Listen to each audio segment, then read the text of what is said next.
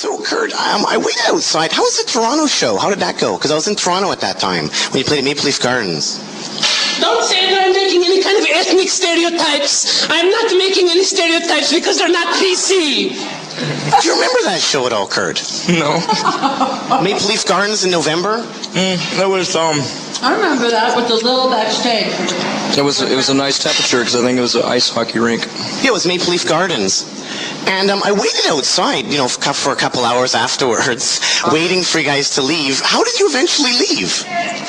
My limousine and cop escort. Did you leave pretty early? Because they brought out, the prop out, and then, I kept on waiting, and then I saw a little minivan pull out, and I saw a guy hulked over the back seat. Was that you? Did you wait 2 hours? Did I wait there for nothing because you'd already left? Bam, we did. I just remember leaving pretty much right after the show, within about 20 minutes or so. I met one of the guys from the Kids in the Hall, Scott. That's right. Nice We were person. mingling with famous people. They never talk to hats like you. Fuck no. And once They're you, of on course, push TV your way every in. night. On Comedy Central and on the Canadian TV, and they know Lorne Michaels. I got to meet Lorne Michaels and Don Pardo and everybody. Because we're famous people. During the 1960s, Kurt, there was a big punk scene, as you realize, in Northwest. The Sonics, the Wailers, I hate the Sonics. They're stupid. the Bootmen, the Wailers, and all those other bands. And I was reading that your good friend Jesse Reed, his dad, played in a surf band that released a surf record. That's true. Isn't that weird that he... How do you know What were they that? called? Where did you read It that? was called the Bagpiper. What was the name of their Where did you read that? band? Come as you are. The Beachcombers. Come as you are. What do you mean come as you are? The book? Yeah. Michael Azerrad. He's obsessed with Jesse Reed. Because the Beachcombers, so were they pretty cool? I thought, I love those 60s wailing frat garage bands in Northwest. No, it didn't have much taste. It was he a pretty born generic. again?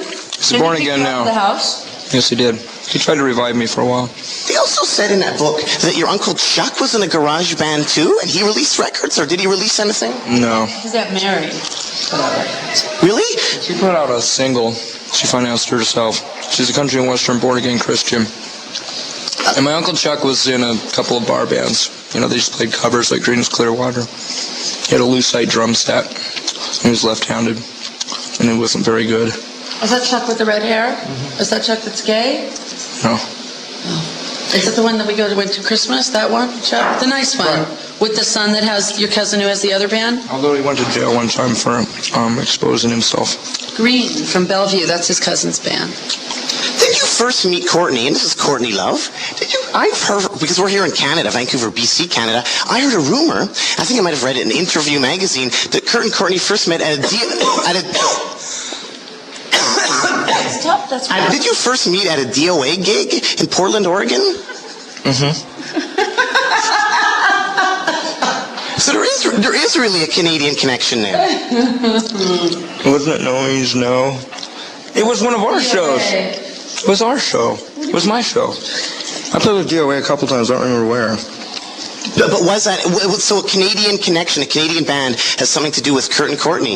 Yes. I don't remember which show it was. I was too drunk. Me too. Do you remember your first time in Canada at all, Kurt? No. I might have been a small child. I visited some gardens.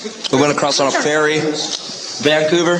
Butchart Gardens? Right. Right, I was a small child. That's actually where No Means No are from. And the Neos, a legendary speed band. And if it wasn't for the Neos... Victoria. Yeah, that's what I'm saying. You have a Canadian nanny, another Canadian connection. We like BC. We don't like the rest of it so much. What is her name? What is your nanny's name? His name's Mike. And does he have a girlfriend? Jessica. Yeah. I think she might be from Vancouver too, right? From Minneapolis. From Minneapolis. She has that fanzine. You know that fanzine? It's called Hit It or Quit It. She's like a riot girl person. She's like 15. Now, Chris here. Chris, come over here for a moment. This is Chris of the rock and roll band Nirvana. Now, Chris, you worked earlier on in your life in Taco Bell. Do you realize there are no Taco Bells in Canada? Good for you. Actually, at least in BC? There's no Mexicans in Canada. Actually, there's one in Alberta. There's some in Alberta. That's right. So, do you think that's contributed all to the growth of bands in BC that we do not have a Taco Bell? Is this a good or a bad thing? I don't know, man. Canada can be ethnically diverse, which is beautiful, part of the thing and stuff, but judging... Actually, you look like a Doukhobor when you put that thing on. Doukhobors are awesome, man. They're awesome. They're anarchists. Did you go... Are there still Doukhobors around? Yeah, there are. Yeah, I'm really into the Doukhobors. They used to run around naked and they were from Russia, right? Yeah. And they had their anarchist colony. And it was, How did they go under? I forgot. I think there was some rise and stuff. They're still going strong. And they're I'm the next Doukhobor messiah. So you can tell by the way I spit food out and the way it's caught in my mouth. and they're from Canada too. Another Canadian connection on page 226 of Come As You Are, Michael Azazard quotes Canadian rocker Sloan. I don't know who they are. Jackie's boyfriend, Jackie Ferry, remember? If I was your dad, I'd whoop your ass. Remember the guy Jackie was the Sloan Band? They're on our label. They're called the Sloan Band. They're from Halifax. And they're quoted in your book. Are there any mistakes in the Come As You Are book? I don't know. Because I noticed on page 226, in reference to the Deep Six comp, except for the art rock U-Men, all mix varying amounts of punk, 70s style hard rock, and proletarian heavy metal into a crude but effective musical mongrel. The U-Men art rock?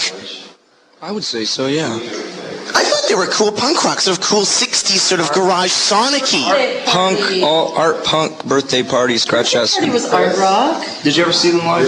No, I didn't. I did buy the Step on a Bug, no, the Dig It Baby, Dig It Baby, Dig It whole single. The fact. That was years after they had been a band and been playing around in Seattle for a really long time. I would classify them as art rock. Classic art rock. I knew they were cool, actually, when I saw Tom Price, a picture of him when he played at the Commodore, when he backed up the Cramps, he had tape over one of his guitar knobs. I thought they were cool when I saw one of them walking down an alley, and I thought he was cute. And also... The Mustang. He was one of the first people I've ever saw play They wore Mustang. trench coats. There were two of them. Me and Kat were like, we should move here. That guy's cute. They were cute. Yeah, they were like cute guys and kind of cool. That's good for a scene. I think you're desperately trying to start a scene. Is that the deal? No, I You just... want a scene so bad you're going to make one. You're just going to close your eyes till you get one. Is that it? On page 190... Inferiority complex about this scene here. I don't think you should.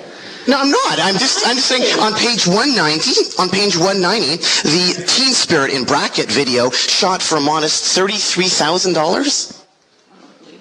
I don't know. That's what it says in the book. Just trying to find errors here with Kurt and Courtney. I haven't read the book. I've skimmed through it a few times, but I've never read it from front to back.